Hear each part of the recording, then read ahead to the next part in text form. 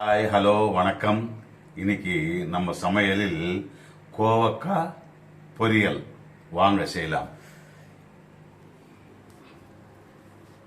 கோவக்காய் பொரியல் இது எல்லாருக்குமே தெரியும்னு நினைக்கிறேன். இந்த கோவக்காய் இது தெலுங்குல வந்து தொண்டைக்காயின்னு சொல்லுவாங்க. இது வந்து கொஞ்சம் சால்ட்டு போட்டு இந்த மாதிரி கட் பண்ணிக்கிட்டு சால்ட்டு போட்டு கொஞ்ச நேரம் பிசைஞ்சு வச்சுட்டு நல்லா தண்ணி ஊற்றி கழுவிட்டோம். இது கடாயிலே வைக்கலாம் தாளிச்சிட்டு. ஆனால் அது வந்து கொஞ்சம் எண்ணெய் பட்டுச்சுன்னா வேகிறதுக்கு கொஞ்சம் லேட் ஆகும். நமக்கு சீக்கிரமாக காலையில் டக்கு டக்குன்னு முடியணும் இல்லைங்களா சமையல். அதுக்காக சீக்கிரமாக எப்படி செய்யணுன்றது உங்களுக்கு நான் காட்டுறேன். சிம்பிளாக இருக்கும், சீக்கிரமாக முடியும். இது கோவக்காய். இதுக்கு தக்காளி அதெல்லாம் தேவையில்லை.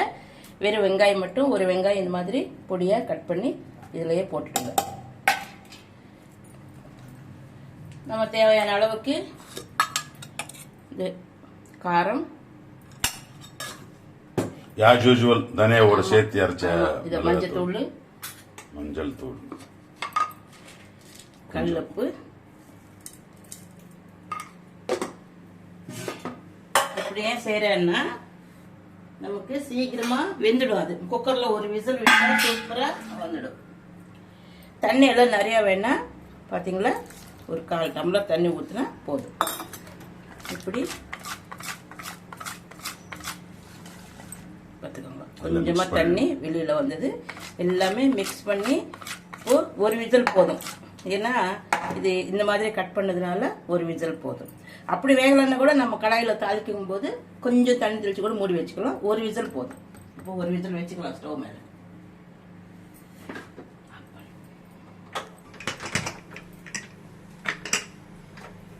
ஒரு விசில் வரட்டும்.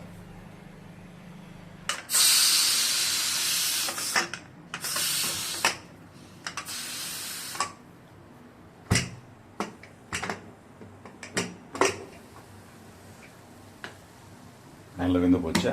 நல்லா வெந்து போச்சு. கொஞ்சம் தண்ணி இருக்கும். இப்போ நம்ம தாளிக்கும் போது அப்படியே போட்டோம்னா கொஞ்ச நேரம் ஃப்ரை ஆகும் இல்லைங்களா. நல்லா ஃப்ரை பண்ணணும், டீப் ஃப்ரை. இதுக்கு இப்போ தாளிக்கிறதுக்கு என்ன வேணும்ன்றது பாருங்க. ஒரு 3 ஸ்பூன் எண்ணெய். 3 ஸ்பூன் எண்ணெய் போதும். எண்ணெய் கொஞ்சம் கம்மியானாலும் பரவாயில்லை, போதும். அதுக்கு வந்து எந்த பொரியல் ஃப்ரை பண்ணாலும் இந்த மாதிரி பூண்டு தட்டி போடுங்க. முதல்ல இந்த மாதிரி பூண்டு போட்டுக்கோங்க. அப்புறமா இது உளுத்தம்பருப்பு. இந்த 2 தான் டேஸ்ட் நல்லா வரும். இது பூண்டு வந்து ப்ரௌன் கலருக்கு வரும் இல்லைங்களா, அது நல்ல ஸ்மெல்லு நல்லா வரும், டேஸ்ட்டும் நல்லா கிடைக்கும். இதில் உப்பு கரையெல்லாம் போட்டாச்சு. இது மேலே ஒன்றும் போட வேண்டாம். இதில் போட்டு நல்லா டீப் ஃப்ரை பண்ணணும். அது ஒரு 5 நிமிஷத்தில் முடியும். இது ஒரு 2 நிமிஷம், அதில் மொத்தத்தில் 10 நிமிஷத்தில் பொரியல் ரெடி ஆகிடும். அதுவே நம்ம தனியாக வச்சோம்னா இதில் காய் வேகிறதுக்கு ரொம்ப லேட் ஆகும் கோவக்காய். அதனால தான் நான் குக்கரில் வச்சேன். நீங்களும் அதே மாதிரி செஞ்சுக்கோங்க. சீக்கிரமாக மார்னிங் டைமில் நமக்கு கடகடன்னு செய்யணும் இல்லைங்களா. ஆஃபீஸுக்கு போகிறவங்க, ஸ்கூலுக்கு போகிறவங்களுக்கு, அவங்களுக்காக தான் இதெல்லாம்.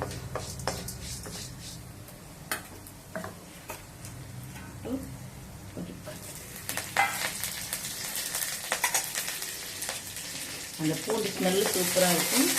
இந்த மாதிரி சிகப்பாக வரட்டும், ப்ரௌன் கலருக்கு. இது வெறும் உளுத்தும் பருப்பே போதும், கடலைப்பருப்பெல்லாம் தேவையில்லை. நல்லா செவந்துடுச்சு. பார்த்துக்கோங்க, நல்லா ப்ரௌன் கலர் பூண்டு கூட நல்லா கலர் மாறிடுச்சு. இப்போ இதில் இது போட்டுக்கலாம்.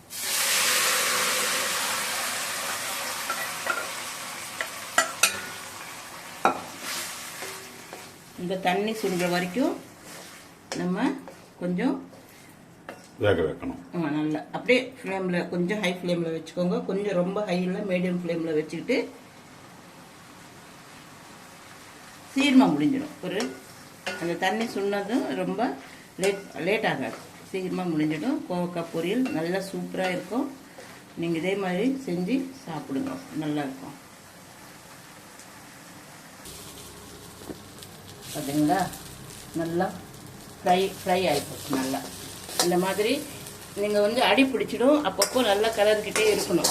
இல்லைன்னா அடி பிடிச்சிருச்சுன்னா ஸ்மெல் வந்து நல்ல டேஸ்ட் இருக்காது. இப்படி நீங்கள் இதில் எந்த பவுடரும் சேர்க்க வேண்டாம், நான் போட்ட மாதிரியே செஞ்சுக்கோங்க, சிம்பிளாக ஆகும். இப்போது இது ஒரு 3 பேருக்குன்னா சாப்பிட்றதுக்கு கரெக்டாக இருக்கும் 1/4 கிலோ கோவக்காய்.